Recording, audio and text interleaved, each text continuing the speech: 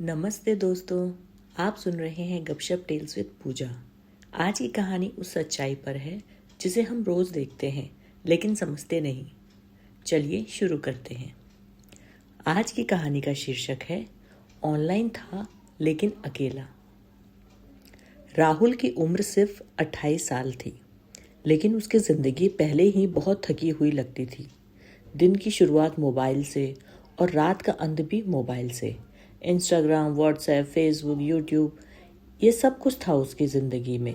बस एक चीज़ नहीं थी, सुकून। राहुल एक कंटेंट क्रिएटर था। उसके वीडियोस वायरल होते थे, हज़ारों लाखों व्यूज़ आते थे। लोग कमेंट करते थे, भाई आप तो ज़िंदगी जी रहे हो। लेकिन असलियत कुछ और थी।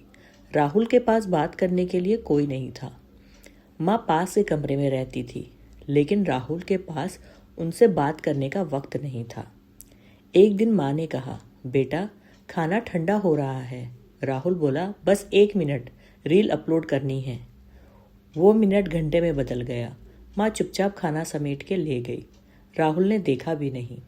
एक रात राहुल का फ़ोन अचानक बंद हो गया। बैटरी ख़त्म। वो बेचैन हो गया, जैसे सांस रुक गई हो। कमरे में सन्नाटा था, बाहर हल्की बारिश। पहली बार राहुल ने अपनी खुद की आवाज़ सुनी, मैं क्या बन गया हूँ। अगले दिन वो पार्क में बैठा था। फ़ोन चार्ज हो रहा था तो हाथ खाली थे। तभी एक बूढ़े अंकल आकर बैठे। अंकल बोले, बेटा आजकल लोग बहुत जुड़े हुए हैं, फिर भी अकेले क्यों हैं। राहुल चुप रहा। अंकल मुस्कुराए, क्योंकि हम स्क्रीन से बातें करते हैं, दिल से नहीं। राहुल ने पूछा, अंकल आप अकेले नहीं लगते। अंकल बोले, मेरे पास फ़ोन नहीं लेकिन वक्त है, खुद के लिए और दूसरों के लिए भी। ये बात राहुल के दिल में उतर गई।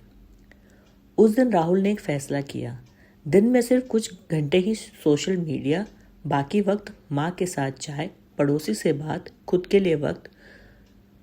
शुरुआत मुश्किल थी, लेकिन दिल हल्का होने लगा। राहुल के व्यूज़ कम हो गए, फॉलोअर्स घटे, लेकिन उसकी नींद में सुधार आया। माँ मुस्कुराने लगी। एक दिन माँ ने कहा, आज मेरा बेटा वापस आ गया। राहुल की आंखें भर आई। अब राहुल कंटेंट बनाता था, लेकिन सच के साथ।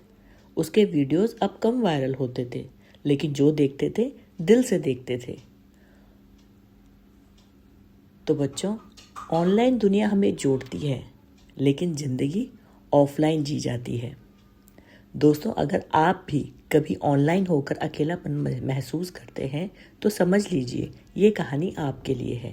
अगर ये कहानी आपके दिल को छू गई हो तो गपशप टेल्स विद पूजा को लाइक, शेयर और सब्सक्राइब करें, लेकिन अपनी ऑफलाइन ज़िंदगी से जुड़े रहें।